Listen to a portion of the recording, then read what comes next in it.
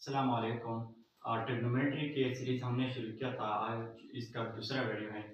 आज हम basic formula इसके लिए डिराइव करेंगे। सबसे पहले अगर आप लोगों ने इसके पहले वीडियो नहीं देखे हो तो आप लोगों को चाहिए कि वो देख ले, क्योंकि इससे आपका कंसेप्ट क्लियर होगा। मैंने लिखा था पहले लेक्चर मैंने ये डिस्क्राइब किया था कि क्या होता है। मैंने स्पेसिफिक रेशियो लिखा था और इसका स्पेसिफिक नाम दिया था। आज हम इसके कुछ बेसिक फार्मूला डिराइव करेंगे ट्रिग्नोमेट्री के लिए।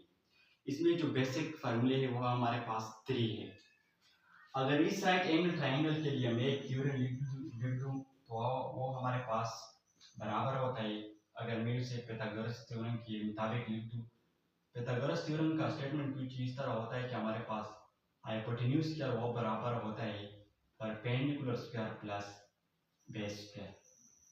यहाँ पे मैंने बेस स्मॉल b से रिप्रेजेंट किया है स्क्वायर। तो ये हमारे पास pythagoras थ्योरम का एक स्टेटमेंट है जो एप्लीकेबल है राइट एंगल ट्राइंगल के लिए। अब मैं इस तरह कर सकता हूँ कि यहाँ पे जो h है इससे शुरू करूँगा। मैं लिख दूंगा कि ये इक्वेशन जो है, फॉर एग्जांपल मैं इसको नाम दूंगा इक्वेशन नंबर 1। इक्वेशन ए को डिवाइड कर दे h साइड पे, h को यहाँ पे जो h है h स्क्वायर है, इस इक्वेशन 1 का इस इक्वेशन ए का बोथ साइड्स पे डिवाइड कर दे तो ये हमारे पास कुछ इस तरह होगा कि हमारे पास 1 इस तरह। अगर मैं b स्क्वायर को h स्क्वायर पे डिवाइड कर दूंगा और इस तरह मैं यहाँ पे b स्क्वायर को h स्क्वायर से डिवाइड कर दूंगा, यानी मैंने इस तरह कर दिया कि हमारे पास इक्वेशन नंबर ए जो है मैंने इसका बोथ साइड h स्क्वायर के साथ डिवाइड कर दिया। तो इस साइड पे लेफ्ट हैंड साइड पे हमारे पास h स्क्वायर और h स्क्वायर कैंसिल हो जाएगा और दूसरा साइड इस तरह ही रहेगा। फिर मैं लिख सकता हूँ हमारे पास 1 आ जाएगा। अब मैं यहाँ पे इस स्पेसिफिक रेशियो उठाऊंगा और यहाँ पे पुट कर दूंगा। मैंने इस रेशियो में जो लिखा था, जब मैंने परपेंडिकुलर को h पे हाइपोटेन्यूज पे डिवाइड किया था, यानी मैंने जब p को h पे डिवाइड किया था, इस रेशियो को मैंने स्पेसिफिक नाम दिया था जो कि हमारे पास बराबर होता है साइन थीटा के। और इसी तरह इसके ऊपर स्क्वायर भी मैं लगा सकता हूँ तो ये हमारे पास बराबर आ जाएगा sign square theta.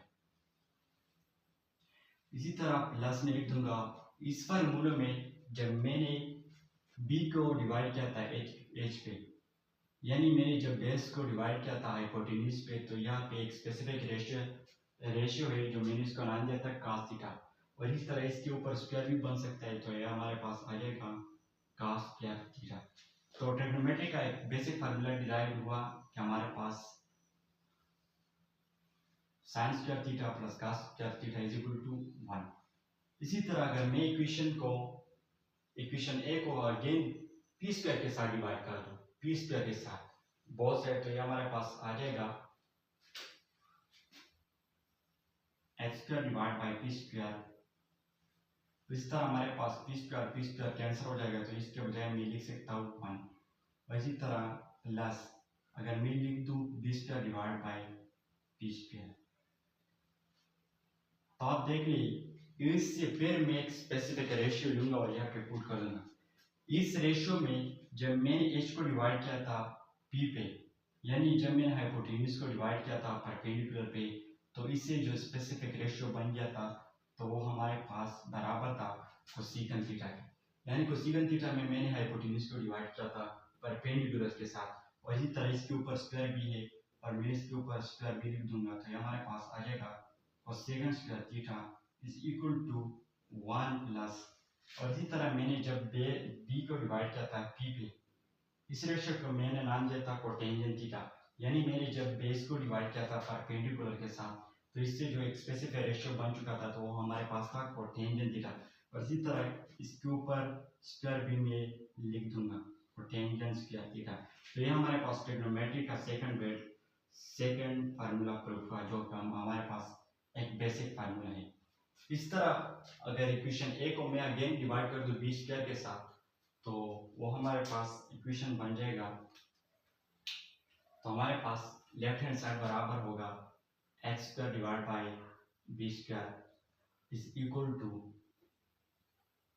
p square divide by b square. और इसी तरह b square divide by b square ये हमारे पास कैंसिल हो जाएगा तो ये हमारे पास 1 के बराबर आ जाएगा। अब मैं इससे एक स्पेसिफिक रेशियो उठाऊंगा और यहाँ पे पुट कर दूंगा। जब मैंने h को b पे डिवाइड किया था तो इस रेशियो को मैंने एक स्पेसिफिक नाम दिया था सेकंड थीटा, और इसके ऊपर स्क्वायर भी आ जाएगा तो हमारे पास सेकंड स्क्वायर, तो हमारे पास सेकंड स्क्वायर थीटा के बराबर आ जाएगा।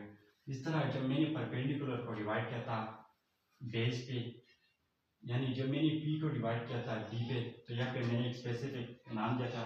जब मैंने परपेंडिकुलर को डिवाइड किया था बेस के साथ, तो ये हमारे पास एक स्पेसिफिक रेशियो बन चुका था टेंजेंट थीटा, और इसके ऊपर स्क्वायर भी आ जाएगा तो ये हमारे पास टेंजेंट स्क्वायर थीटा, और इस तरह मैं लिख दूंगा +1। तो ये हमारे पास ट्रिग्नोमेट्री का थर्ड बेसिक फार्मूला डिराइव हुआ। इंशाल्लाह नेक्स्ट वीडियो में हम ट्रिग्नोमेट्री के जो बेसिक प्रिंसिपल है वो आगे बढ़ाएंगे।